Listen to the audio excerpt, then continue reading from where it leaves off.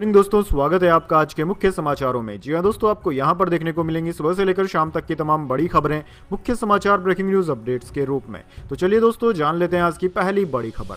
Donald Trump बोले, पाकिस्तान परमाणु परीक्षण कर रहा, रूस, चीन और कोरिया में भी टेस्टिंग। हमारे पास तो दुनिया को 150 बार उड़ाने लायक एटम बम है। जी हाँ दोस्तों, अमेरिकी राष्ट्रपति डोनाल्ड ट्रंप का कहना है कि पाकिस्तान परमाणु परीक्षण कर रहा है। उन्होंने यह बयान रविवार को CBS न्यूज को दिए इंटरव्यू में दिया। ट्रंप का कहना है कि अमेरिका को फिर से परमाणु परीक्षण शुरू करने की जरूरत है। उन्होंने दावा किया कि अमेरिका के पास इतने परमाणु हथियार हैं कि दुनिया को 150 बार नष्ट किया जा सकता है, लेकिन रूस और चीन की गतिविधियों के चलते टेस्ट करना जरूरी है। जब ट्रंप से पूछा गया कि नॉर्थ कोरिया के अलावा कोई भी परमाणु टेस्ट नहीं कर रहा तो आप क्यों कर रहे हैं, इस पर ट्रंप ने कहा कि रूस, पाकिस्तान और चीन भी गुप्त परीक्षण कर रहे हैं, बस दुनिया को पता नहीं चलता। चलिए दोस्तों, जान लेते हैं अगली खबर। गुजरात में कारोबारी ने पूरे गांव का कर्ज चुका दिया। किसानों पर 90 लाख का कर्ज था। मां की पुण्यतिथि पर पूरे पैसे बैंक में जमा कराए। जी हां दोस्तों, गुजरात के अमरेली जिले के रहने वाले एक कारोबारी ने अपने पूरे गांव को कर्ज मुक्त बना दिया। सावरकुंडला तहसील के जीरा गांव के निवासी बाबूभाई जीरावाला ने अपनी मां की पुण्यतिथि पर गांव के 290 किसानों का पिछले 30 सालों का कर्ज चुका दिया। इसके लिए उन्होंने 90 लाख रुपए दान किए। उनकी इस मदद से पूरे के पूरे गांव के सभी किसान कर्ज मुक्त हो गए। वैसे दोस्तों, ऐसे दानवीर को आप क्या कहना चाहेंगे, कमेंट बॉक्स में जरूर बताएं। चलिए जान लेते हैं अगली खबर। राजस्थान के 11 जिलों में बारिश का अलर्ट। MP में 2 सिस्टम एक्टिव। दिल्ली, गाजियाबाद में धुंध बढ़ी। हिमाचल में 2 दिन बाद बर्फबारी हुई। जी हां दोस्तों, IMD ने वेस्टर्न डिस्टर्बेंस के कारण राजस्थान, छत्तीसगढ़ के कई इलाकों में बारिश का अलर्ट जारी किया है। यूपी के वाराणसी में कल हुई बारिश ने गंगा के जलस्तर को 8 सेंटीमीटर बढ़ा दिया। हिमाचल के 6 जिलों में बर्फबारी और बारिश का अलर्ट जारी हुआ है। वहीं दोस्तों, दिल्ली के गाजियाबाद में हवा की क्वालिटी अब भी निचले स्तर पर बनी हुई है। दिल्ली में AQI 316 दर्ज की गई है, जिससे आसमान में अभी भी धुंध बनी हुई है। चलिए दोस्तों, जान लेते हैं अगली बड़ी खबर। सरकारी कैंपस में कुत्तों को खाना खिलाने के नियम बनेंगे। सुप्रीम कोर्ट बोला, हम आदेश जारी करेंगे। मुख्य सचिवों को पेशी से राहत। जी हां दोस्तों, सुप्रीम कोर्ट में सोमवार को देश भर में आवारा कुत्तों के बढ़ते हमले के मामले में सुनवाई हुई। सुप्रीम कोर्ट ने आज कहा कि वह सरकारी बिल्डिंग्स के कैंपस में कुत्तों को खाना खिलाने के नियम के लिए निर्देश जारी करेगा। मामले की सुनवाई कर रही जस्टिस विक्रमनाथ, जस्टिस संदीप मेहता और जस्टिस NV अंजारिया की बेंच ने कहा कि इससे जुड़ा आदेश 1-2 दिन में अपलोड कर दिया जाएगा। कोर्ट ने सभी राज्यों के मुख्य सचिवों को व्यक्तिगत रूप से कोर्ट में पेश होने से भी राहत दे दी है। चलिए दोस्तों, जान लेते हैं अगली खबर। प्रधानमंत्री को अपमान मंत्रालय बना लेना चाहिए ताकि उनका समय व्यर्थ न हो। प्रियंका गांधी का तंज।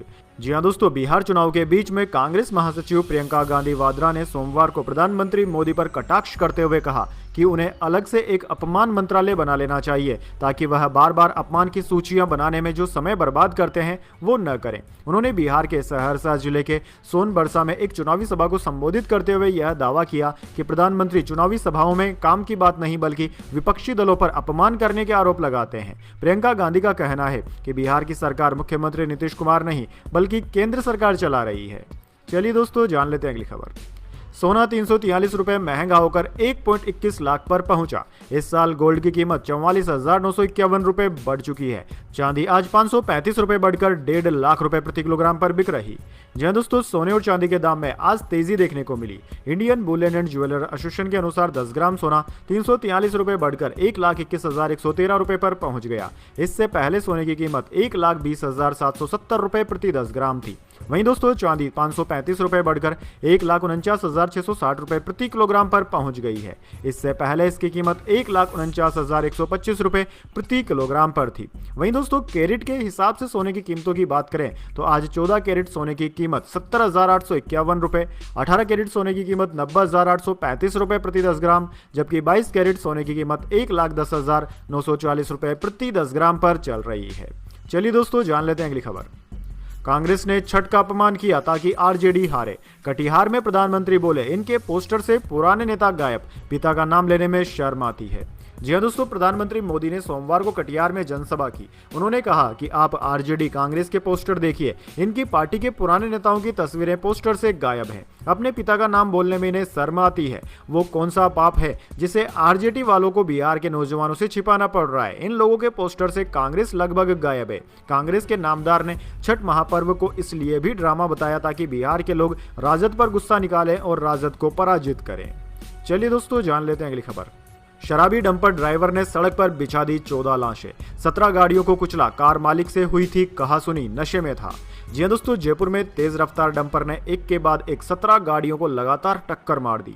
हादसे में लगभग 14 लोगों की मौत हो गई। मरने वालों में कई के शरीर टुकड़ों में बट गए, किसी का पैर कट गया तो किसी का हाथ।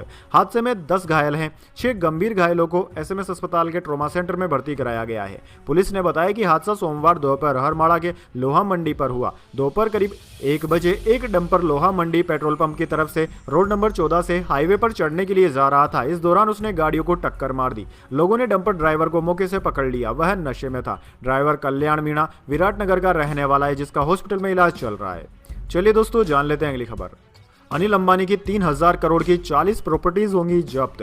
पाली हिल वाला घर भी शामिल, इसमें हेलीपैड से लेकर जिम और लाउंज। जी हां दोस्तों, परिवर्तन निर्देशालय यानी कि ईडी ने अनिल अंबानी के रिलायंस ग्रुप से जुड़ी 40 से ज्यादा प्रॉपर्टीज को अटैच कर दिया है। प्रॉपर्टीज में अनिल अंबानी का पाली हिल वाला घर भी शामिल है। अटैच की गई प्रॉपर्टीज की कुल वैल्यू 3084 करोड़ रुपए बताई जा रही है। दरअसल दोस्तों, ये एक्शन मनी लॉन्ड्रिंग केस में लिया गया है, जिसमें यस बैंक के लिए लोन का फंड डाइवर्जन का मामला शामिल है। ईडी का कहना है कि ये पब्लिक मनी रिकवर करने के लिए जरूरी है। चलिए दोस्तों, जान लेते हैं अगली खबर। साइलेंट किलर प्रदूषण, दिल्ली के अस्पतालों में बड़े मरीज, हेल्थ इमरजेंसी के हालात, एक्सपर्ट्स ने दी चेतावनी। जी हां दोस्तों, हर साल सर्दी बढ़ने के साथ राष्ट्रीय राजधानी दिल्ली जहरीली धुंध की चादर में लिपट जाती है, लेकिन डॉक्टरों का मानना है कि इस बार वायु की गुणवत्ता यानी कि एयर क्वालिटी पहले से कहीं अधिक जहरीली हो चुकी है। कुछ स्थानों पर वायु गुणवत्ता सूचकांक यानी कि एयर क्वालिटी इंडेक्स AQI 300 के पार बना हुआ है। अखिल भारतीय आयुर्विज्ञान संस्थान यानी कि एम्स के पूर्व निदेशक और प्रमुख श्वसन रोग विशेषज्ञ डॉक्टर रणदीप गुलेरिया का कहना है कि शहर में स्वास्थ्य संकट जैसी परिस्थिति पैदा हो गई है, जो लगातार लोगों के फेफड़ों, हृदय और मस्तिष्क को नुकसान पहुंचा रही है। चलिए दोस्तों, जान लेते हैं अगली खबर। पंजाबी ड्राइवर से हुए एक्सीडेंट के बाद डोनाल्ड ट्रंप सरकार का सख्त एक्शन। इंग्लिश स्पीकिंग टेस्ट हो गया जरूरी। अब तक 7000 हो गए फेल, लाइसेंस सस्पेंड किए। जी हां दोस्तों, अमेरिका में ड्राइविंग स्किल्स के आधार पर नौकरी की तलाश में गए पंजाबी युवाओं पर डोनाल्ड ट्रंप सरकार ने सख्ती करी है। यहां ट्रक चलाने वाले युवाओं के लिए अब इंग्लिश स्पीकिंग मैंडेटरी कर दी गई है। बाकायदा इसके लिए टेस्ट भी लिया जा रहा है। पंजाब के ट्रक ड्राइवरों से हुए एक्सीडेंट के बाद डोनाल्ड ट्रंप सरकार ने इस नियम को लागू किया। पुलिस ऑन रोड ट्रक ड्राइवरों को रोक रोक कर भी इंग्लिश स्पीकिंग टेस्ट ले रही है। इस टेस्ट में अब तक नॉन अमेरिकी 7000 से ज्यादा ट्रक ड्राइवर फेल हो गए हैं। इनके लाइसेंस सस्पेंड कर दिए गए हैं। चलिए दोस्तों, जान लेते हैं अगली खबर। नीतीश को मोदी सीएम नहीं बनाएंगे, लिख कर रख लो। बिहार रैली में बोले मल्लिकार्जुन खड़गे, एनडीए पर जमकर किया प्रहार। जी हां दोस्तों, कांग्रेस अध्यक्ष मल्लिकार्जुन खड़गे ने सोमवार को बिहार के मुख्यमंत्री नीतीश कुमार पर तीखा प्रहार करते हुए आरोप लगाया कि उन्होंने कुर्सी के लालच में समाजवादी मूल्यों, कपूरी ठाकर और राम मनोहर लोहिया के विचारों को भुला दिया। खड़गे ने दावा किया कि नीतीश कुमार अब प्रधानमंत्री मोदी की गोद में बैठे हैं, लेकिन मोदी उन्हें आगे मुख्यमंत्री नहीं रहने देंगे। चलिए दोस्तों, जान लेते हैं अगली खबर। भारतीय विमेंस टीम की ऐतिहासिक जीत पर पूरे देश में मनाया गया जश्न। प्रधानमंत्री मोदी से लेकर सचिन, विराट तक ने दी बधाई। बीसीसीआई देगा 51 करोड़ रुपए का इनाम।